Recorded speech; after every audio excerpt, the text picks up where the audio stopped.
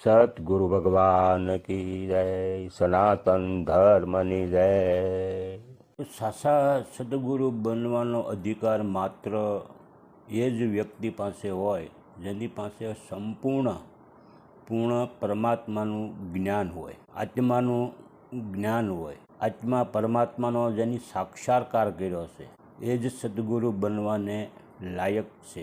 જે સદગુરુ બનવાને યોગ પાત્ર છે એની પાસે કોઈ લૌકિક પદવી કે વંશ વારસાગત પણ એની પાસે ના હોય, એ પણ એને કામમાં નથી આવતું। કે પોતે પોતાના ભજન અભ્યાસ પોતાની સાધના દ્વારા જે પદ પ્રાપ્ત થયું હોય, જે ગરિમા મળી હોય, એનો સહેજ પણ અહંકાર ન હોય, આ જ સદગુરુ બનવાને યોગ છે। એ કોઈ સંપ્રદાયિક ધર્મના અનુસારી ન હોય, સ્વયં પોતે શુદ્ધ સનાતન ધર્મને અનુસાર જીવન જીવતા હોય, જેને કોઈ પણ પ્રકારનું બંધન ન હોય, કોઈ સંપ્રદાયિક ધર્મ કોઈ વાડા ધર્મનું પણ એને કોઈ બંધન ના હોય, ખુદ મુક્ત હોય, સનાતન ધર્મને અનુસાર જીવન જીવતા હોય, એ જ સદગુરુ બનવાને યોગ છે। ખુદ મુક્ત ન હોય તો કેવી રીતે બીજાને મુક્ત કરી શકે, આ જ સદગુરુ બનવાને યોગ છે।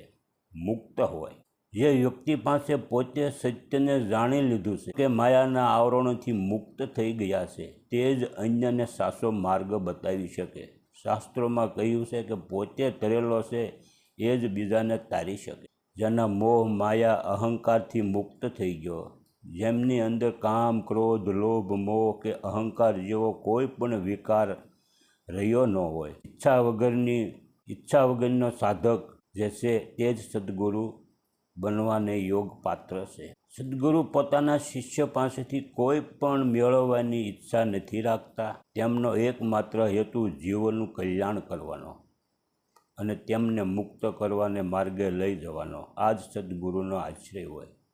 એની પાસે ન કોઈ સુખ સુવિધા હોય, કારણ કે સંસારને ત્યાગી જે સાધુ છે, આધ્યાત્મિક માર્ગમાં હાલ્યા છે, અને સંસારના સુખ સુવિધામાં કોઈ મોહ ના હોય, એની પાસે દાન દક્ષિણા લેવાનું કાંઈ હોતું નથી। જીવન નિર્વાહ કરવા માટે જેટલું જરૂર પડતું હોય શરીરને એટલું ભોજન જમવા માટે એટલું જ એ સંગ્રહ કરતા હોય।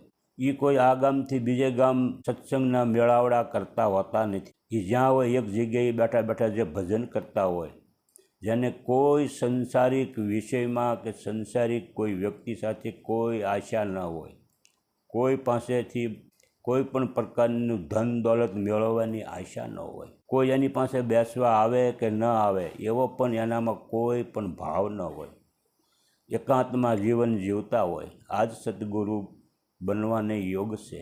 એ કોઈ આ ગામથી બીજે ગામ જઈને સત્સંગના માંડવા કરી અને શિષ્ય વધારતા ન હોય, એને ક્યાંય જવાની જરૂર નથી, એને સંસારમાં ક્યાંય ભૂમવાની જરૂર નથી। અને આવા સાધુ મહાત્માઓ સદગુરુ બનવાને યોગ છે, તેમની પાસે માત્ર પુસ્તકીય જ્ઞાન નથી હોતું, પરંતુ શાસ્ત્રોના ગઢ રહસ્યો પોતાના પ્રત્યક્ષ અનુભવ હોય છે।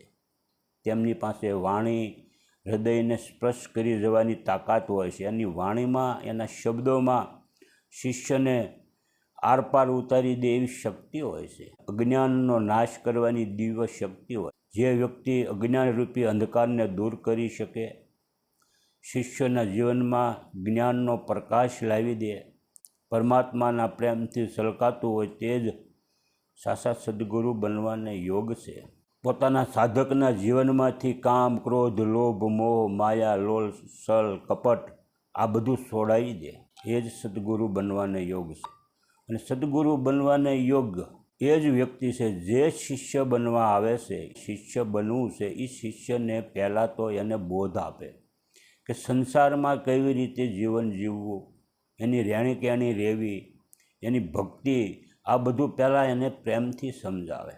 જ્યાં સુધી શિષ્યના છળ કપટ મારી તારી પરપંચ અહંકાર આ બધું છૂટે નહીં ત્યાં સુધી તો એને દીક્ષા પણ નથી આપતા, એ જ સદગુરુ હાસા છે। સાધકને અભ્યાસ કરાવે જીવન જીવવાનો, વિવેકી જીવન કેમ જીવવું, વિવેકથી કેમ રહેણીમાં હાલવું, વિવેકથી કેમ વ્યવહાર કરવો। ભક્તિ ઘરમાંથી પ્રગટ થતી હોય, એ ભક્તિ ઘરમાં પણ દેખાય, વ્યવહારમાં પણ એની ભક્તિ દેખાતી હોય, એ જ શિષ્યને ગુરુ દીક્ષા આપે એ જ ગુરુ સાચા. ગમે એવા માણસને ગમે એમ પૂછવું નહીં, જાણવું નહીં, સમજવું નહીં અને દીક્ષા આપી દે એ સદગુરુ બનવાને યોગ પાત્ર નથી. જ્યાં સુધી શિષ્ય પૂર્ણ રીતે શુદ્ધ અંતઃકરણ ન થાય ત્યાં સુધી એને વસનરૂપી બીજ એના અંતઃકરણમાં રોપતા નથી. આ જ સદગુરુ બનવાને યોગ છે. જ્યાં સુધી શિષ્ય શુદ્ધ પાત્ર ન બને ત્યાં સુધી દીક્ષા પણ ન આપે. કેમ કે એને કોઈ શિષ્ય પાસેથી લેવાની કોઈ દાનત, ધન, દોલત કે કોઈ સુખ સુવિધા પ્રાપ્ત કરવાની ઈચ્છા નથી. પાત્ર ચોખ્ખું ન હોય તો દીક્ષા ન આપે. એને કોઈ જરૂર નથી. જેને કોઈ જરૂર જ નથી કોઈ વ્યક્તિની, એ જ સદગુરુ બનવાને યોગ છે. હાસો સાધક એના શરણોમાં જાય અને ગુરુના એક એક વચનનું પાલન કરે, ભક્તિ માર્ગમાં હાલે તો જ એને એ ગુરુ દીક્ષા આપે. એ જ સદગુરુ હાસો. બાકી ગમે ત્યારે જઈને સાંડલો કરી અને મંત્ર આપી દે અને 5 માળા ફેરવી ગયો, આ ગુરુ સદગુરુ બનવાને યોગ નથી. આવા સાચા સદગુરુ બનવાને યોગ પાત્ર છે. અને સાચા સદગુરુનું જીવન કેવું હોય છે કે એની સંભાવ દ્રષ્ટિ હોય, સમત્વ એને પ્રાપ્ત થયું હોય, જે જ્ઞાની હોય. જ્ઞાન એટલે કોઈ શબ્દનું જ્ઞાન નહીં. શબ્દના જ્ઞાનથી એ જ્ઞાની નથી. શબ્દથી પાર નિશબ્દ અવસ્થા જેને પ્રાપ્ત થઈ, જ્યાં સુરતા એની સ્થિર થઈ ગઈ છે, એ જ સાચું જ્ઞાન છે. કોઈ ઊંચ નીચ ભેદભાવ ન હોય, નાત જાતિનો જેને વાડા ન હોય. આ જ સદગુરુ બનવાને યોગ છે. સદગુરુ બનવાને યોગ કોઈ સત્સંગમાં સિંહાસન ઉપર બેસી અને સત્સંગ ન કરે ને સત્સંગ બધાની સાથે મળીને કરે. ગુરુ શિષ્યનો ભાવ એનામાં ન હોય, સમભાવ હોય. પોતે આત્મા છે, સામે પણ આત્મા છે, આવો ભાવ હોય.